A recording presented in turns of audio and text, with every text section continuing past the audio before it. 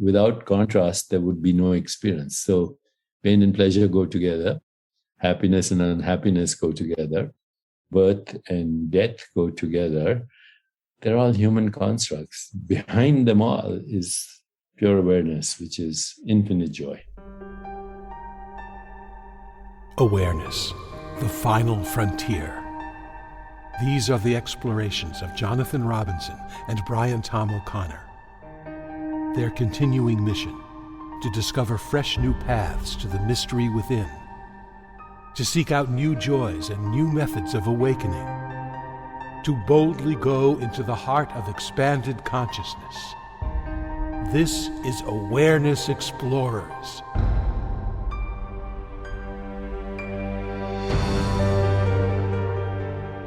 Welcome back, Awareness Explorers. It's great to have you. We have a special guest on our program, Deepak Chopra, MD.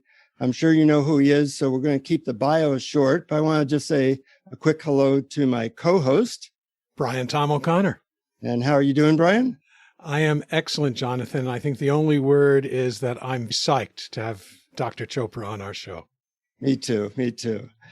Doing a bio for Deepak Chopra could go on and on, so I'm going to keep it pretty short, but just suffice to say, he's written over 90 books. His most recent one is Total Meditation, which we'll be talking about. He's an adjunct professor at Columbia Business School. He's the co-founder of Just Capital. He's the founder of the Chopra Foundation that does research on alternative health, the founder of the Chopra Center for Wellbeing. I could go on and on. So my first question to you, Deepak, is how do you do it all? How do you maintain peace while doing as much as you do? If you could share any secrets about that, I'm sure our listeners would be very interested.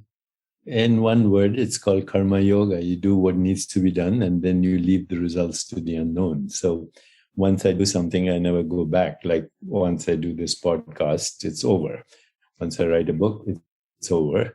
Whatever I do, it's over, and I'm disengaged once I do it. So I take full presence in what I'm doing. If you ask me what I'm doing tomorrow, I don't know. And if you ask me what I did yesterday, I can recall, but it's not in my internal dialogue. My internal dialogue right now is actually quite silent because it needs to engage with you. Everything else is unimportant. So I don't take credit for what I do, incidentally, because everything I say has been said before. I just say it in my own words. And you're just trying to be as quiet as possible and let the universe and the consciousness flow through you as best you can. That's it. I said that. God writes the books and I collect the royalties. That sounds great. You know, our podcast here, it's based on the premise that happiness is our natural state and that it's not something that we acquire from outside ourselves, but can only be found within awareness itself. And it's our true nature. So I was wondering if you might start by talking a little bit about awareness, and if you agree with that premise, why is it so powerfully healing? Well, I've written about happiness in the past and a lot about it. And I do not think it's our natural state. I think happiness comes for a reason, just like unhappiness comes from a reason. Mm-hmm. Our essential state is joy, which is independent of happiness and independent of pain and suffering as well. And that essential state of joy is independent of situations, circumstances, events, people, relationships, economics, history, karma, whatever you want to call it. It's the ground state of being. And that's called joy. In Sanskrit, it's called Sat Chit Ananda. So Sat means truth of existence. Sat, truth of existence. Chit, awareness. Ananda, bliss. But, when I use the word bliss, people think, oh, it's something like, you feel after you take ecstasy or something. And it can have that component. But true bliss is joy as your fundamental state, which is also associated or is synonymous with what spiritual traditions call the peace that passes understanding, also contentment, equanimity. Equanimity, contentment, joy, awareness, truth is bliss. But don't think of bliss as, I'm always dancing ecstatically, although I do that too. But that's only one component. Mm-hmm. When people talk about the pursuit of happiness, that's an oxymoron. It already says that you're unhappy. Therefore, you need to pursue happiness. And so then everybody goes around and says, oh, if I have a lot of money, I have a lot of good relationships, I fall in love, I'll be happy. Yeah, for a little bit. But every experience of happiness is only possible because you know unhappiness. So when people are in pleasure, they're worried, it's not going to last long. And that's pain, just the idea that your pleasure is not going to last long. And if you're in pain, you want to pursue pleasure all the time. And the fact is both pleasure and pain are the on-off switches of awareness. And without contrast, there would be no experience. So pain and pleasure go together. Happiness and unhappiness go together. And just like birth and death go together, but they're all human constructs. Behind them all is pure awareness, which is infinite joy, which is also infinite creativity, by the way, because once you're not attached to outcome and you're not attached to predictability, you have access to creativity. Without joy, there is no creativity. And without surrender to uncertainty, also, there is no creativity. So I start my day every day by saying, the divine, I ask the divine, whether you call the divine God, non-local consciousness, please make my day as unpredictable as possible, more than yesterday. Then I'm all set. Once your day is unpredictable, nothing ever goes wrong. Oh, that's so great. So you don't have to worry about, you don't have some preconceived idea of how it's supposed to go. And therefore, whatever happens, you just face as it is. Actually, you are grateful for whatever happens because it's an opportunity for creativity. Yeah. That's a wonderful ability to have, surrendering one's expectations and agenda. Was that always easy for you, or was there some method that helped you to get to that place? Not at all. I've been, the first 25 years of life for me, I am very traditional. I come from a traditional background. So my first 25 years was about education. The second 25 years was fame and fortune. The third, giving back. And now I'm entering the fourth, which is total detachment from outcome and self-realization. And it's very joyful. Mm-hmm. Your book, Total Meditation, I liked it because we tend to think of meditation as something you do. You go to a separate place for an hour and you meditate. But in your book, you're saying basically the idea is to be aware all the time, and you give a lot of good hints for that. Is there some, the technology of awakening keeps improving. Is there some technique or approach that you find particularly useful for people in this time, this crazy time? Not everybody's ready.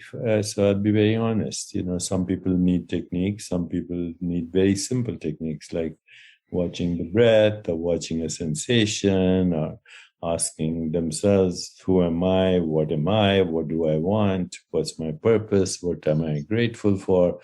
And then, there's transcendence and there are mantra techniques. So there's thousands of techniques. If you look at my library here, I have access to a few thousand techniques, but each person responds differently. But total meditation is the goal, which means you don't move out of the state of pure being.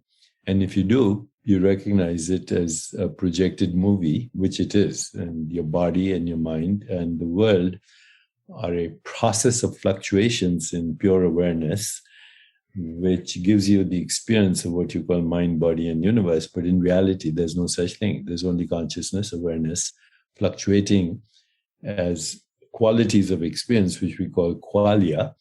And then human beings have the need to create a story. So they say mind, body, universe, but it's all a dream. And once you recognize it's a dream, you can upgrade the dream. But some people like to go to horror movies and get the heebie-jeebies. So all dreams are equally valid.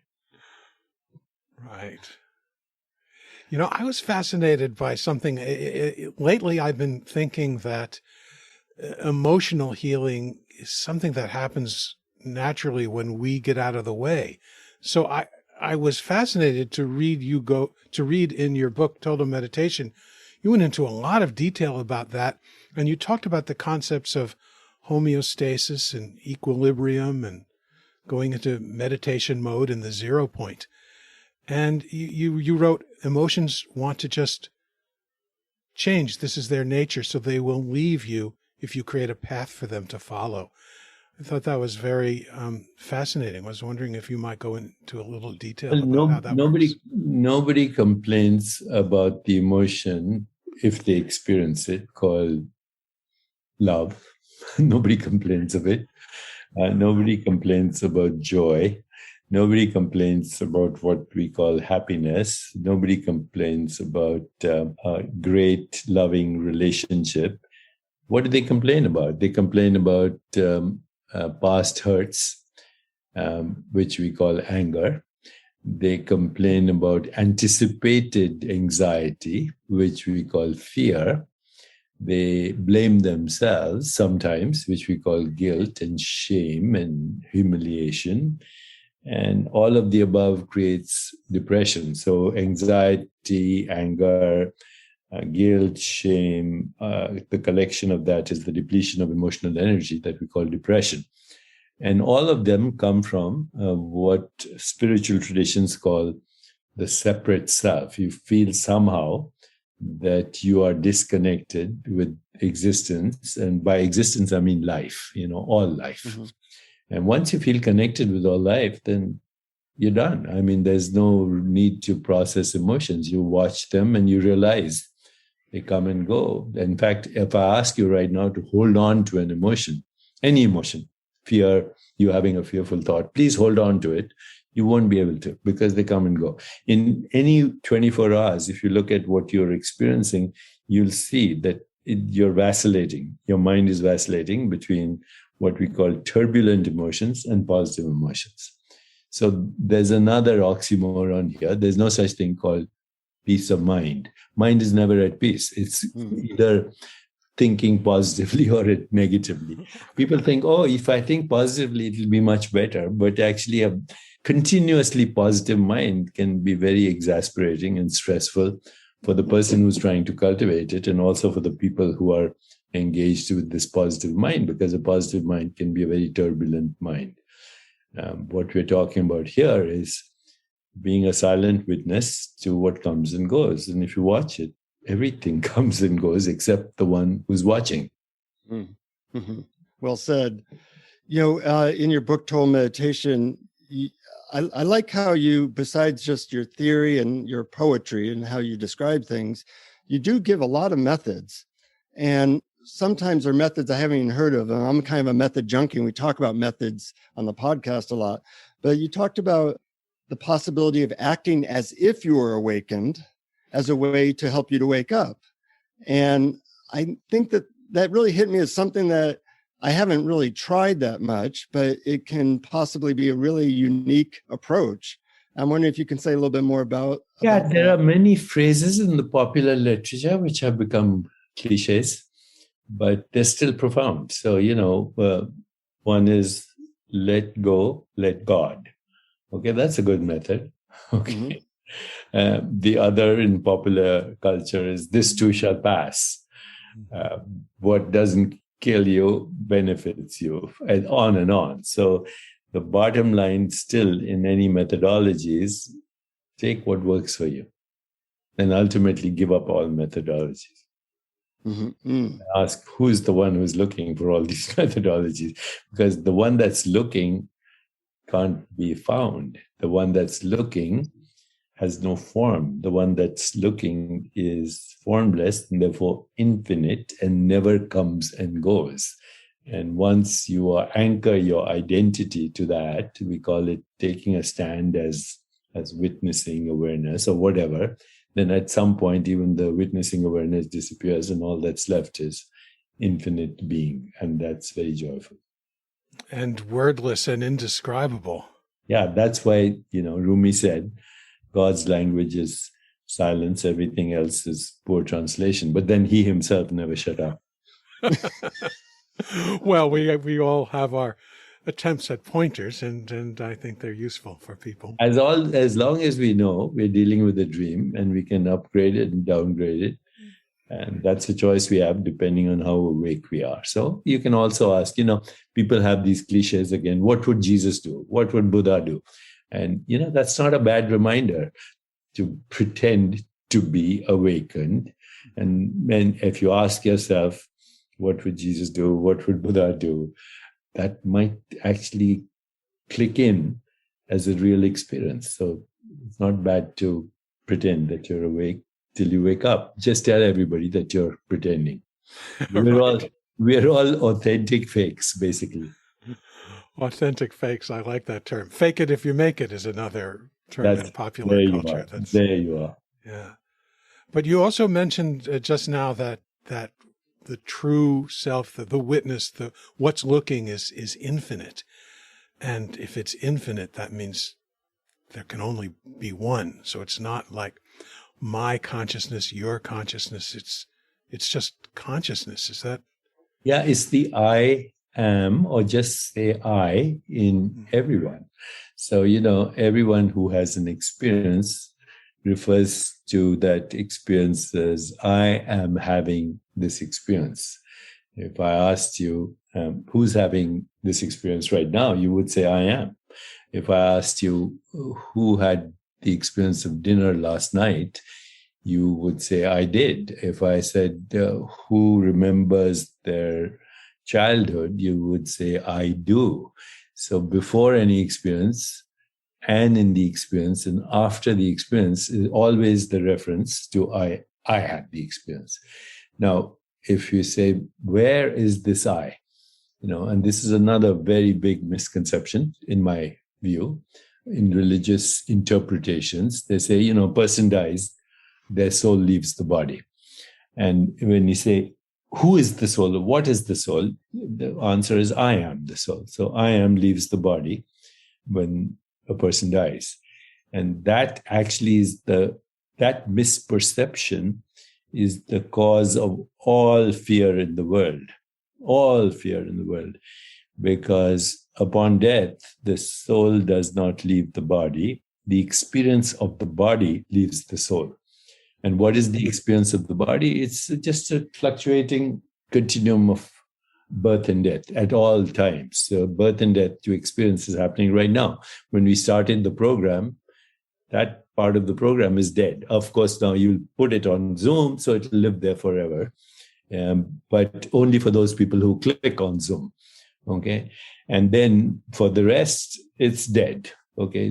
By the time you hear these words, they don't exist. And by the time you actually recognize that, that's Deepak, and that's a microphone, and that's a watch, what you were looking at doesn't exist. That's a new perception. So from the moment of egg is fertilized into a zygote, into an embryo, into an infant, into a baby, toddler, teenager, mature adult, old age, infirmity, death, it's just a fluctuation, on-off switch of birth and death. So death is not the opposite of life. People say life and death. No, death is the continuum of birth and death that's happening ceaselessly and now. There's no death out there. So death, as soon as the switch goes on, I have a light switch here. As soon as it goes off, the light goes off. Then I can't put it off unless it's already on. And I can't put it on unless it's already off. So between every on and off, this is birth and death happening all the time. And so life is the continuum of birth and death. And birth and death are happening ceaselessly in what we call now. But that now is not a moment in time, because as soon as it becomes a moment in time, birth and death starts again. Now is independent of time. That's why if you talk to great seers, they say, what will happen to you when you die? They say, well, I was never born. So what are you talking about? So what is born is a sensation, a perception, an image, a feeling, and thought.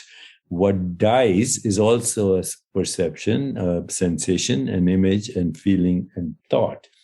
Who is fluctuating as that? As what is fluctuating? Awareness is fluctuating. Awareness never dies, okay, because it is never born, and because it's infinite. And, so when people say the soul left, we have all the technology now to look at what's happening inside your body. So I can radio label a sugar molecule, inject it, and ask you to think of your mother or the Empire State Building or the Milky Way galaxy, and I'll see a blip in the brain. Okay. So in other words, I can track every experience in the brain by doing these amazing technologies. But what you see in the brain is the fluctuation of electrochemistry. You don't see experience in the brain. So right now, as you are speaking, there's no sound in the brain. As we're looking at each other, there are no colors or images in the brain. If I ask you to imagine the Milky Way galaxy, that picture doesn't exist in your brain. All that exists is electrochemistry, which also is an experience in I am. So the brain is an experience in I am. Okay. When a person dies, the fluctuations of birth and death that are ceaselessly happening in timeless now cease, just like in deep sleep. Okay. And then now consciousness or awareness is free from its experiences. And it is so free because it has returned to its formless being that it can morph into anything. Unfortunately, it morphs into the same recycling of memories because those memories are not in the brain. The brain is just the neural correlate of memories when you actualize them. So if I ask you, where's your next thought right now? You say, I don't know. Where's your next perception right now? Oh, yeah, I'm looking there, but I could look there too. So, the point is, well, look here, look there. That died, this was born. And when I look there, that's a new perception.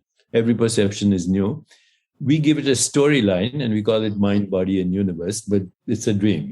Wittgenstein, the great German philosopher, said, our life is a dream, we are asleep. But once in a while, we wake up enough to know that we're dreaming.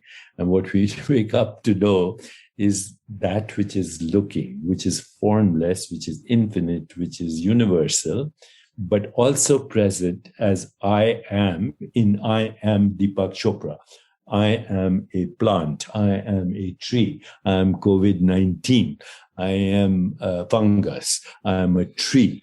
And without I am, there's no experience for any sentient being. And it's the same I, but differentiated into a different mode of knowing, different process of knowing, and different things known. There's no such thing as an objective world. What we see as the world is a human experience with a narrow bandwidth, which is less than 1% of the acoustic spectrum, 1% less than the visual spectrum. We call it the world. We call it my body. But your body is proportionately as void as intergalactic space. So is the world. So is my iPhone. So is my hand. It's what we call a magical lie. Every experience is a magical lie. But without magical lies, we wouldn't be having this Zoom conversation. We wouldn't even be able to create technology. Magical lies is how God, the infinite, creates the entire universe with all its knowers, all its modes of knowing, and all things known. What does the world look like to an insect with 100 eyes? You have no idea.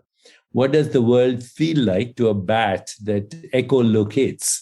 What does the world look like to a chameleon whose eyeballs swiveled on two different axes? You can't even remotely imagine what this room would, or this computer would look like to a chameleon or an insect or anything else. So, this is God's dream. And if you don't like the word God, it's infinite formless awareness. You can't look at it because it's looking. It's how can I stand or move to the position where I already am?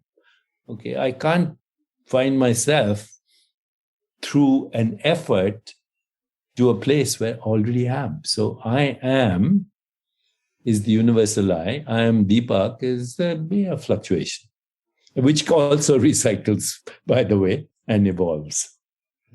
Wow, I think you just explained the entire universe, Deepak. I'm not sure what to ask you next, but that was beautiful. One of the things that you do so well is help people see the bigger picture and gain out of our story. And you've been on the front lines of the spiritual marketplace for 40 years, and you have a unique perspective that way of seeing trends, where we've been and maybe where we are, maybe even where we're going. I'm wondering, are we making progress in waking up, or are we just kind of treading water? I think for every 2 steps forward, we take 1.5 steps backward. So we are making progress, but it's a kind of a recycling, regression, recycling, and then evolution. They all go together. You can't have one without the other. Now, am I hopeful? I think that's another oxymoron. Hope is defined by despair. If you have despair, then you need hope. Otherwise, you don't need hope. The true self is independent of hope and despair. It's pure creativity. That's it. Mm-hmm. Mm-hmm. Because there are so many methods out there, which hasn't ever happened before. And, you at one time started with like mantra meditation, then you I still do all those. I still do, depending on my mood, I can do anything I want. But I do it for entertainment and not because I need to go where I already am. Right, right. But for somebody looking for the way to proceed, what suggestion might you have for how to discern what's right for them? Try what works for you. Try mantra meditation, try vipassana, be aware of your body, if you want to go further, the 8 limbs of yoga say everything. So the first limb of yoga is what is called yama, which is basically a relationship with others. It's what we would call social intelligence. Niyama is a relationship with your own self, intrapersonal relationship, not as rules of moral behavior. I think, again, self-righteous morality is just the act of cunning hypocrites, in my belief, authentic fakes. And, what is it? H.G. Wells said, self-righteous morality is jealousy with a halo. So I don't believe in, all these things. You have to follow this rule, that rule. But the yamas and niyamas are very interesting insights into how your behavior changes as you get in touch with yourself. And then the third aspect of this eightfold path of Vedanta is immediately posture and movement and what we call yoga asanas. The people, what they do when they go to yoga class, they think that you're exercising, but actually what they're doing is they're finding seats of awareness in different parts of their body. That's why that's what's called seat of awareness is the real word for yoga practice as people do it. The fourth immediately is breathing. Because once you coordinate breathing with movement and intentionality and direction, you can know anything you want in your body. So that's the fourth. And then after that is pratyahara, withdrawal of the senses, and interoceptive awareness. And then dharana, focused awareness, dhyan, meditation, samadhi, transcendence. That's the sequence. Now, every institution, spiritual institutions, religious institutions, they find it very difficult to enroll people if they make it so complicated or it seems so complicated. So they take one technique, breathing, Kriya Yoga, Shambhavi Mudra, or transcendental meditation. And believe it or not, it works, even though it's out of context with the totality of that knowledge. Okay, so now in my experience, I think it's important to put every technique in the context of the totality of knowledge, which says any one of these techniques, but if you complement these with each other, will lead to liberation. And liberation means who you really are. That's it. Yeah. And that really is what you're talking about in total meditation. That's it. Yeah. And in that book, you also talked about the divided self and how it leads to many of the problems in our modern world. What is the division between, and how is it healed? It's experienced as the divided self, but it's actually the differentiated self. So, when a stem cell divides into 50 replications, becomes 30, 40 trillion cells in the body. Here's nose cells look different from lip cells, from my fingernails, from my hair follicles, from my genitalia, and from my brain. They all look different, but they came from one cell, right? So, and they're still connected to their source. Otherwise, your body wouldn't be able to function. How does your body, a woman's body, let's take it even further, how does a body remove toxins, play a piano, kill germs, and regulate itself and make a baby all at the same time while tracking the movement of stars and planets as its own biological rhythms? This is infinite multitasking done by the differentiated cells of our body. But if the nose thought it's independent, then that it would have any experience, right? If the stomach thought, oh, my digestion is just for me, it wouldn't have any life. In fact, that's what cancer cells are. They lost the memory of death. A cancer cell is a cell that's lost the memory of death. Every 5 days, our stomach cells die and are reborn. Our liver cells die and they're reborn. Our skeleton dies every 3 months, is reborn. The cells, the atoms, the molecules, they recycle. Think of the Empire State Building with a million bricks, and the bricks are coming in and out all the time, but the building looks the same from moment to moment. After 100 years, of course, it won't look the same because all the other buildings will be different. So, this is all an illusion. The whole thing of physical reality is totally all an illusion. And when you realize that you are projecting the illusion, then you do what you want. It's like a great Shakespearean actor. One day, Julius Caesar, the next day, Cleopatra. In fact, old Shakespearean actors played both male, female, hybrid, whatever, transgender. That's God. Mm-hmm. Mm-hmm. That's like that famous quote from Ram Dass that Jonathan likes to quote. That's a good one. We're all God in drag. Is that how it went? Yeah, that's it. Yeah.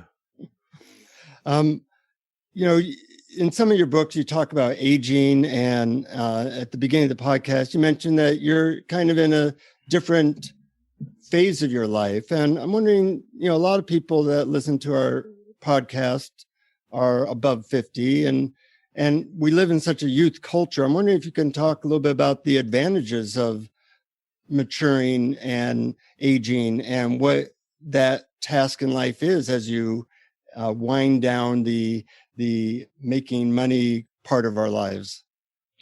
I think if you realize that your body is not energy, if you realize that your body is not matter, if you realize that your body is not information, but it is modified consciousness, then you can have the biology of youth and the wisdom of aging. That should be the aspiration. I'm 74, soon 75, but my biological age is less than 40, and I'm happy to admit that. My intention is to never get sick and leave this theater of space-time and causality consciously in Mahasamadhi. Say, been there, done that. Goodbye, guys. Have a party and on to the next journey. Mm-hmm. Mm-hmm. Well, it seems like you're doing a good job so far. I like to say my plan is to live forever, and so far, so good. Well, we do live forever, but forever is not endless time. It's beyond time. Right. In your total meditation book, one technique I was really happy that you talked about a lot because I've used it is really 3 simple questions. What's working right? What's not working? And what's my next step? That's it. And so much of life could be settled if we really listen to ourselves by asking those three questions. Is that something you do every day, or how does that work? I don't need to do it every day. This is at some point, there's something called what you decide to do next is the most evolutionary step. So what I choose to do next is the most evolutionary step for me and for the world. And I don't need to think about it because I'm secure where my identity is. So at some point, like, rather than it being a decision, it was an automatic thing from you being in the flow. Is that what you're saying? Yeah, it's called spontaneous right action. And there's a Sanskrit word for it. It's called Ichha Shakti, spontaneous right action, spontaneous right intention, spontaneous right behavior. Right means evolutionary, not, moralistically speaking. Yeah. And without anticipation, without regret, without resistance, and without memory. And what I said there, what's working, what's not working, what's my next step, those are steps towards that experience where you like training wheels. Yeah, training wheels. So we should be ending this conversation. If you want, we can do a meditation now. Absolutely. Any last words before we do the meditation that you want to, if we miss something? My last words would be take it easy. I love it. Sounds good. Well, it's been a great pleasure. I just want to mention to our listeners, if you're interested in our podcast, we got a bunch of them at awarenessexplorers.com with not just Deepak's meditations, but about 80 other meditations. And you can support us at patreon.com/awareness explorers and learn more and get a bunch of free stuff. And the Honorable Deepak Chopra, we're honored to have you. And we look forward to hearing what kind of guided meditation you have. Okay, so let's all sit comfortably, please. Uncross your feet, keep your hands open in your lap. Use a backrest so you don't feel uncomfortable, and keep your spine as erect as possible. And close your eyes. And just observe the breath. You don't need to manipulate your breath, just observe it. This was the first mindfulness of the Buddha himself. And when he observed his breath, he came to a very simple conclusion. Breath is a sensation. It arises spontaneously. You experience it, then it goes away before the next arising. And with this, he came to the first conclusion about existence. Whatever is in the nature of arising is also in the nature of subsiding. If you hold on to your breath, you'll suffocate. So don't hold on to anything, because all that we hold on to is a sensation. Everything is a sensation. Color, sound, etc. Let it go. Just watch it. Now, as you're observing your breath, you can mentally say to yourself, training wheels, I am present in every breath I experience.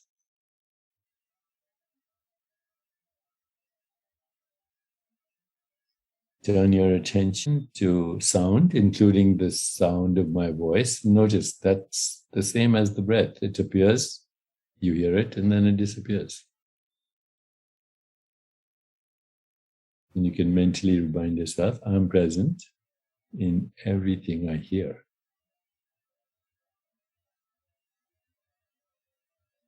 Gently touch your clothes with one or both hands. Feel the sensation. Mentally remind yourself, I'm present in everything I touch.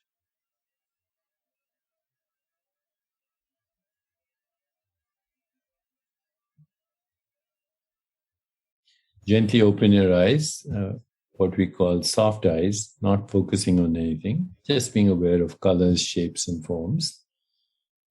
And as you become aware of colors, shapes, forms, mentally remind yourself, I'm present in everything I see. Close your eyes again. Generate some saliva. Taste it. Feel the back of your teeth, the roof of your mouth. And remind yourself, I'm present in everything I taste. Be aware of any fragrances or odors in your nostrils, in the back of your nostrils, actually. And mentally remind yourself, I am present in everything I smell. And now we go a little deeper. So generate an image in your consciousness. Think of someone or something. A piece of rock, a flower, a rainbow, a beautiful sunset on the ocean.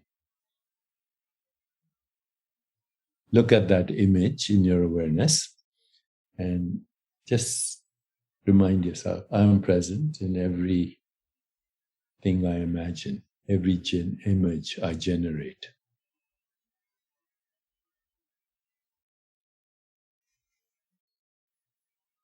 Let's go a little deeper. Think of someone that you deeply love. Now feel that emotion in your body.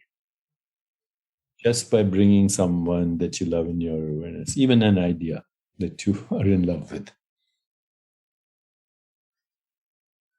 And you can gently remind yourself, I'm present in every emotion I manufacture, because you manufactured it just now.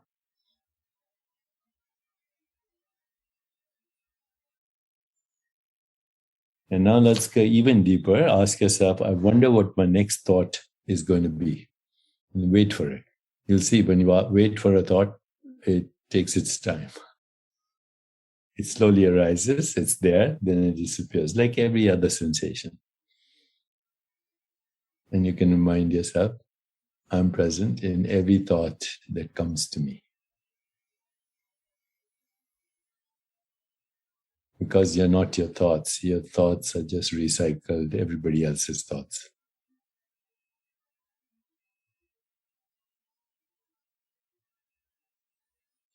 Now let your awareness spread out beyond the boundaries of your skin, out there into space and time. Let it move across your body, into your room, outside the room, into the city, into the community, into the state, into the country, into the planet, into the solar system and beyond. Milky Way galaxy, 2 trillion galaxies out there. And just remind yourself, I'm present in every possible experience across the fabric of space and time.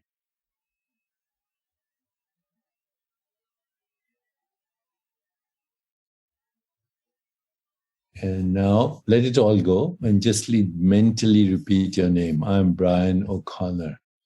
I am Jonathan Robinson. And even as you repeat your name and say that, I'm Jonathan Robinson or I'm Brian O'Connor, recognize that it's a lie. It's your bio. You're not your bio. You can find it on LinkedIn. So drop your name right now and just repeat the words, I am. No name, no form. Now, if you want, replace it with the mantra, aham, which is the sound of I am. Aham, the vibration. That's what a mantra is, just a vibration. So keep repeating aham. You get distracted, come back to it.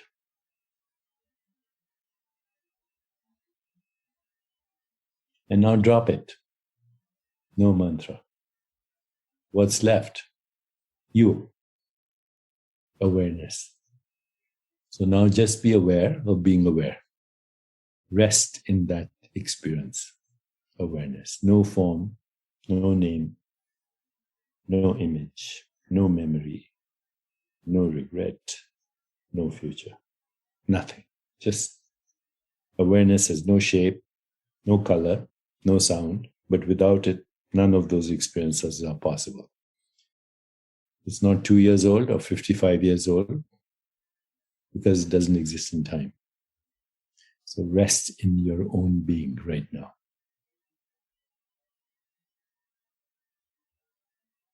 Be aware of being aware.